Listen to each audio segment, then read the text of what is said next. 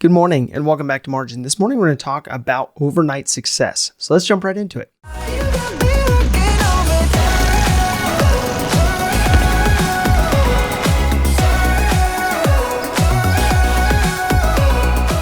So we've all seen those stories of those overnight successes, those people who seemingly struck gold and didn't seem to have to put in a whole lot of work. But oftentimes what you actually see behind the scenes is that people have put in years of dedication to master their craft. And so today I just want to jump into what it looks like to actually master that craft that would fit into you building your vocation and being able to really get yourself into a place where you are growing your income and able to translate that income to savings. So school was one of those aspects that I had to work overtime for. It was something that I actually had to dedicate more than probably the average person in order to succeed in. And we all remember those classmates who didn't have to study, could step in on finals day, could knock out the test in a record time and pass and move on with life. But I was not one of those students. I was one of the students that had to study long hours in order to not only take in information, but understand the information that was being given to me. So why I say that is the fact that oftentimes you see an outcome, you see someone succeed in a certain area, but you don't see all those hours of studying. You don't see all those hours behind the scenes of them working their tail off to make something happen that otherwise, may come easier for other people. So there's something called the 10,000 hour rule. And what that means is that someone who has spent at least 10,000 hours on a certain craft has then mastered that craft. And so that's basically taking someone from a place of a novice to an expert. And with that, a 10,000 hour mark basically looks at, okay, if somebody spends a certain number of hours per day, per week, per month, over a certain number of years, they will be able to become an expert in their craft.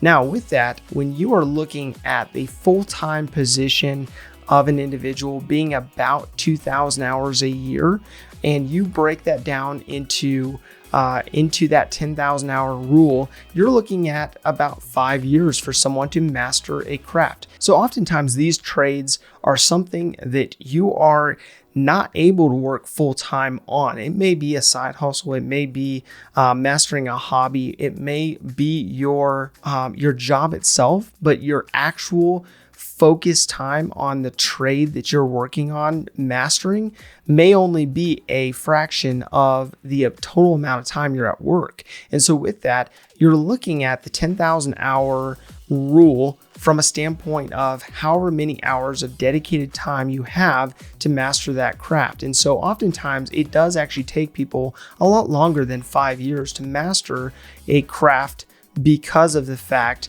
that they may not be able to do it full time. So what happens when people are actually hopping jobs and they are going from one position in one company to the next, and they are seemingly hopping the steps on the ladder. So what does that cause when it comes to the 10,000 hour rule?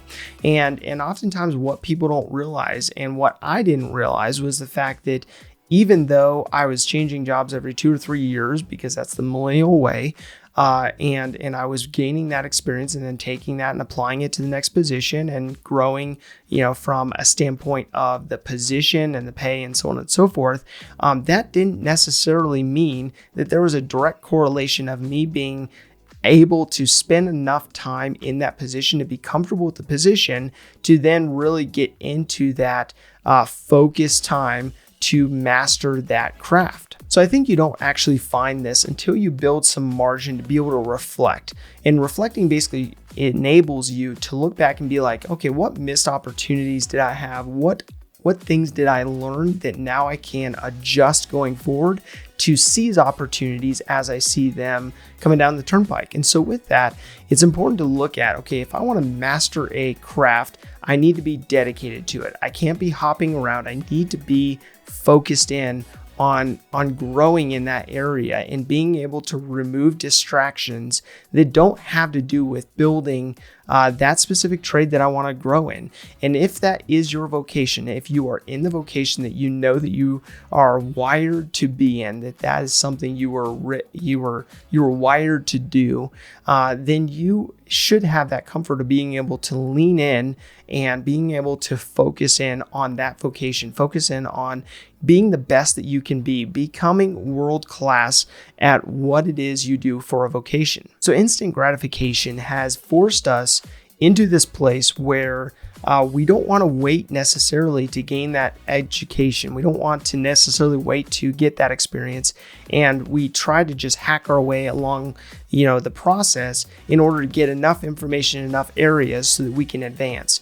But the problem with that is the fact that this is an area that although you can seek out mentors to pour into you, to share in their experience and what they've walked through, and you may be able to volunteer in certain areas and have maybe an internship or something like that helps you in that skill set.